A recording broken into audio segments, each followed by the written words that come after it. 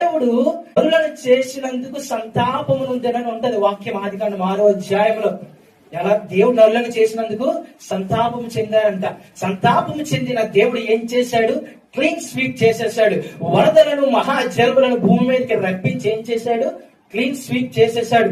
Clean sweep ఎలా చేశాడంటే, నాసికా రంధ్రములో జీవమున్న ప్రతి ప్రాణిని నాశనము చేశాడు. అయితే ఒక్క బుద్ధి గల మనుష్యుడు, ఒక్క నీతి గల మనుష్యుడు ఆ ప్రపంచంలో ఉన్నాడు. నోవాహు కనిపించాడు. హల్లెలూయా.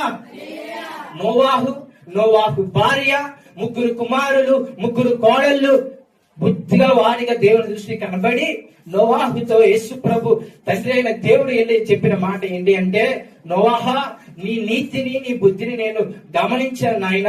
ఈ లోకమంతా బుద్ధిగా చెడిపోయింది.